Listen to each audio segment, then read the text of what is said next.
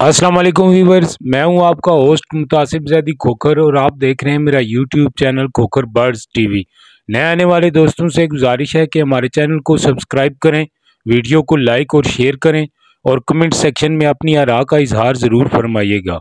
प्यारे दोस्तों, मौजूदा मौसम के लिहाज से मुर्गियों को तंदुरुस्त और तवानार रखने के लिए एहतियाती तदाबीर और अहम और कीमती मालूमात की वीडियोज़ आपके साथ शेयर करते रहते हैं। आज इस सिलसिले यानी मौजूदा मौसम के लिहाज से मुर्गियों और परिंदों में पाई जाने वाली दायमी और मोहल्लक अमराज के बारे में बात करेंगे।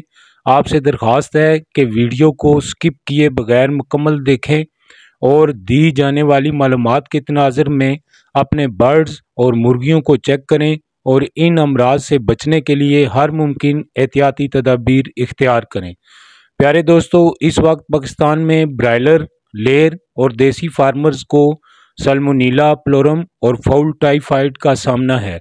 मुख्तलिफ बीमारियां जो एक ही ग्रुप यानी सल्मोनेला से ताल्लुक़ रखती हों, इनको सल्मोनेलासिस कहते हैं। जैसा कि मैं पहले ज़िक्र कर चुका हूं कि सफ़ेद दस्त और मुतअद्दी बुखार आजकल परिंदों के लिए जानलेवा अमराज साबित हो रहे हैं। ये दोनों बीमारियां बहुत ही मोहल्लक और मूज़ी अमराज हैं। ये बीमारियां अछूत की बीमारियां होती हैं, इसलिए ये मिनटों में फैलती हैं और परिंदों में शरह अमवात बहुत ज़्यादा हो जाती है। सफ़ेद दस्त यानी सल्मोनेला प्लोरम नामी ये जरासीम मुर्गियों से बराह रास्त अंडों में सरायत करता है। इसीलिए इस बीमारी को ब्रीडर से मिलने वाली विरासती बीमारी भी कहते हैं। ये जरासीम इनक्यूबेटर में मौजूद तमाम अंडों और चूज़ों को मुतासर करता है और 70 से 90% तक की शरह अमवात करने की सलाहियत रखता है। इस बीमारी की सबसे वाज़ेह अलामत सफ़ेद लेसदार दस्त होते हैं और ये लेसदार दस्त चूज़ों और मुर्गियों की वेंट यानी बीट करने वाली जगह चिपकना शुरू हो जाते हैं, जिसे पेस्टिंग कहते हैं। चूज़ों को बीट करने में खासी तकलीफ़ होती है। छोटे चूज़ों का अचानक मरना और बज़ाहिर किसी किस्म की बीमारी का ना होना, ये भी इस मर्ज़ की एक बड़ी निशानी होती है। अगर इसका बरवक्त इदराक न किया जाए तो चूज़े के जिगर और तिली मुतासर होने के साथ साथ जोड़ों के दर्द और तेज़ बुखार में मुब्तला होना शुरू हो जाते हैं। पोस्टमार्टम रिपोर्ट में जिगर में सोजिश के अलावा स्याह धब्बे और हवा लगने पर जिगर की रंगत सब्ज़ी माइल हो जाती है। चूज़े बरक्स अंडे देने वाली मुर्गियों में सब्ज़ रंग के दस्त लग जाते हैं। अंडे की पैदावार में कमी के साथ साथ अंडों से बच्चे निकलने की शरह में भी बहुत ज़्यादा हद तक कमी आ जाती है। प्यारे दोस्तों, इसके अलावा अगर हम फाउल टाइफाइड की बात करें तो ये बीमारी भी एक जरासीम से फैलती है और इसका हमला बालग या अंडे देने वाली मुर्गियों में ज़्यादा होता है। ये बीमारी भी अछूत की बीमारी है और तेज़ी से फैलती है। इसकी अलामात में सीने का गोश्त लाल हो जाता है और बाकी जिस्म जर्दी माइल हो जाता है। मुर्गी को तेज़ बुखार होगा, भूख ख़त्म हो जाएगी, मगर प्यास की शिद्दत मज़ीद बढ़ जाती है और मुर्गी बार बार पानी पीती है। जिगर बढ़ जाता है। अंतड़ियों में सोजिश की वजह से पतले दस्त की सी कैफियत नज़र आती है। अंडे वाली मुर्गी की कलगी का रंग स्याह हो जाता है। अंडे की पैदावार में कमी या अंडा देना बंद कर देती हैं। जर्दी माइल सब्ज़ रंग के दस्त लग जाते हैं।